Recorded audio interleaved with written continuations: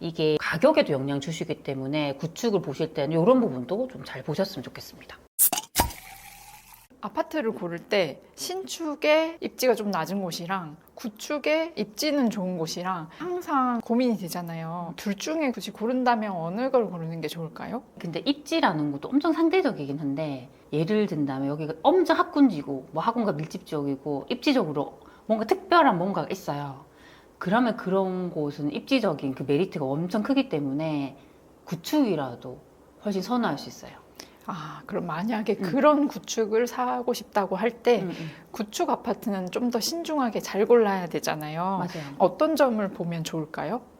이것도 제가 한 3가지 정도로 정리해서 말씀을 드릴게요. 우선 첫 번째는요. 아까도 잠깐 말씀드렸지만 구축을 살 때 입지를 진짜 잘 보셔야 돼요. 뭐 입지를 했을 때 그래도 제일 우리가 좀 무난하게 선택할 수 있는 게 서울을 예로 든다면 뉴타운으로 조성이 된 동네예요. 예를 들면 가젤 뉴타운, 기름 뉴타운 같은 동네들이거든요. 이런 것들을 일단 뉴타운으로 조성이 돼 있기 때문에 구축이라 하더라도 아파트들이 다 밀집이 돼 있어요.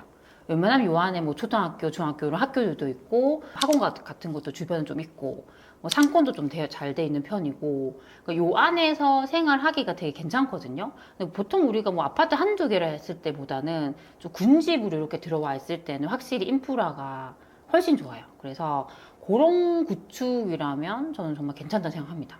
그래서 이게 만약에 우리가 뭐 입지적인 부분을 말했을 때 특히는 서울 수도권 같은 경우는요 역세권이 엄청 중요해요. 근데 역세권이라 했을 때는 우리가 도보로 지하철역까지 10분 이내로 갈 수 있느냐 그게 되게 중요하고 두 번째는 학교가 있어야 돼요. 만약에 여기 안에 뭐 초, 중, 고가 같이 있다고 했을 때는 이 동네에서 살면서 고등학교까지 쭉 보낼 수 있잖아요. 그래서 확실히 이제 뭐 아이 키우는 가정에서 선호할 수 있거든요. 그런 동네를 보셨으면 좋겠습니다. 두 번째는 뉴타운처럼 군집으로 되어 있지 않다 하더라도 좀 대단지로 이렇게 처음에 준공이 된 구축을 보시는 게 좋습니다. 우리가 뭐 대단지라 했을 때 기준을 본다면 세대수가 보통은 1000세대 이상인 곳을 대단지라 하거든요. 그런 아파트 같은 경우는 세대수가 많으니까 커뮤니티 같은 걸 좀 이렇게 잘 형성을 해도 관리비가 상대적으로 좀 적게 들거든요. 그래서 보통은 우리가 대단지 아파트에 수영장 같은 것들 많이 들어가죠. 그렇죠. 그래서 커뮤니티가 잘 돼 있다 보니까 이런 것들 좀 많이 선호를 하게 됩니다. 그래서 이렇게 뭐 세대수가 많으면 좀 좋은 점을 좀 정리해 보면요. 만약에 어떤 아파트들이 모였어요. 보통 보면 1단지, 2단지, 3단지, 4단지, 5단지 뭐 이렇게 돼 있는 동네들이 있거든요. 그러면 우리가 좀 입지가 비슷비슷하니까 가격도 나중에 뭐 팔거나 할 때도 비슷하지 않을까라고 생각할 수 있는데 그게 아니더라고요. 특히나 만약에 분위기가 안 좋을 때는요. 뭔가 확실히 메리트가 있어야 돼요. 근데 만약에 그 단지들 중에서 뭐 세대수가 1000세대 정도 넘고 여기 커뮤니티가 뭐 수영장 같은 게 있다. 그런 것들을 더 선호하게 됩니다. 그리고 전세 같은 거 맞출 때도 확실히 이렇게 좀 대단지에 커뮤니티가 잘 돼 있는 구축 같은 것들은 잘 맞춰져요. 그래서 그런 것도 충분히 좀 고려할 수 있습니다. 그리고 두 번째는 좀 세대수가 많으면요. 이렇게 상가 같은 것들도 좀 잘 들어서요. 그래서 뭐 유동 인구도 좀 많을 수 있고 그 주변으로 학원가들도 좀 잘 형성되기 때문에 그런 점이 좀 좋다 할 수 있습니다. 최근에 제가 임장 갔던 것 중에 보면 동대문구에 거의 구축 대장이라 할 수 있는 레미안 크레시티 아파트가 있어요. 거기도 대단지거든요. 근데 거기 가보시면 아파트 주변에 여기 상가들이 쫙 이렇게 잘 들어서 있어요. 그래서 충분히 거기 아파트 사시는 분들이 잘 좀 이용할 수 있는 상권이죠. 그래서 그런 부분들이 좀 유리하다 할 수 있습니다. 그리고 세 번째는 세대수가 많으면 좋은 점이 이 매물이 많다 보니까 상대적으로 매매나 전세 거래가 활발해요. 그러니까 이게 세대수가 너무 적으면 거래가 잘 안 될 수 있는데 세대수가 많으면 구축이라도 매매나 전세 거래 같은 게 되게 활발할 수 있습니다. 그래서 제가 그래프를 가지고 왔는데 첫 번째는 세대수 2000세대 이상이 되는 아파트의 실거래가 그래프예요. 이렇게 보시더라도 이 점이 엄청 많잖아요. 근데 이 점은 거래가 됐다는 거거든요. 그래서 최근에도 거래가 되게 많이 됐고 거의 10년 이상을 보더라도 거래가 되게 많이 됐다는 걸 알 수 있습니다. 근데 200세대 정도 되는 아파트 같은 경우는 거래가 드문드문 일어나죠. 그쵸? 그래서 만약에 우리가 집을 판다 했을 때도 이렇게 거래가 잘 되는 아파트가 더 좋기 때문에 이런 것들 좀 보셨으면 좋겠습니다. 그리고 세 번째는요.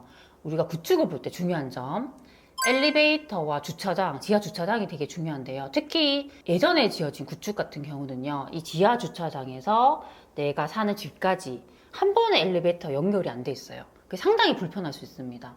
예를 든다면 어떤 아파트가 지하 1층이 있고 지하 2층이 있어요.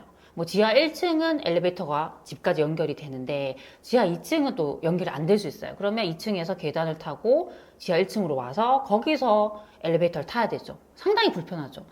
특히나 뭐 짐 같은 게 많다 했을 때는 그렇게 또 이동하기 어렵기 때문에 구축인 경우에는 한 번에 지하 주차장에서 집까지 연결되느냐, 그게 되게 중요합니다. 제가 용인 수지구 죽전동에 임장을 간 적이 있어요. 근데 거기 이제 죽전동 쪽에는 구축 아파트들이 많거든요. 근데 여기 딱 붙어 있는 아파트인데 가격 차이가 나더라고요. 연식도 큰 차이가 없었는데 가격 차이가 나는 이유를 부동산에 물어봤더니 한 아파트는 지하 주차장에서 세대까지 바로 직주가 되고 한 아파트는 안 된다 하더라고요. 그래서 이게 가격에도 영향 주시기 때문에 구축을 보실 때는 이런 부분도 좀 잘 보셨으면 좋겠습니다. 그리고 이 세대당 주차 대수도 되게 중요해요. 제가 세대당 이제 주차 대수 기준을 좀 가지고 왔거든요. 보통은 네이버 부동산의 단지 정보에 보시면 이 주차 대수를 확인할 수 있습니다. 0.8 이하면 매우 부족하고 0.9에서 1.0이면 이게 세대당 보통 한 대예요. 근데 요즘에는 보통 세대당 2대 정도가 많잖아요, 차가. 그쵸? 그래서 그렇게 봤을 때 뭐 1.1에서 1.3은 좀 양호한 편이고 1.4에서 1.7 정도면 좀 충분한 정도입니다. 그래서 우리가 이렇게 구축을 특히 살 때는 이런 주차 대수 같은 것도 잘 체크하셨으면 좋겠습니다. 그래서 좀 정리를 해드리면 우리가 구축을 살 때 좋은 구축을 고르는 기준 3가지입니다. 첫 번째는 아파트 밀집 지역, 특히 뉴타운으로 조성된 동네, 그런 동네 잘 보시면 좋을 것 같고요. 두 번째는 단지 규모, 웬만하면 세대수가 많은 곳들 보시면 좋을 것 같습니다. 그리고 세 번째는 주차장이랑 엘리베이터가 직주가 되느냐, 그런 부분을 잘 보셨으면 좋겠습니다. 그래서 오늘 제가 말씀드린 것들이 우리 소중한 친구분들에게 조금이라도 도움이 되셨으면 좋겠습니다. 그럼 우리 다음 시간에 만나요. 안녕.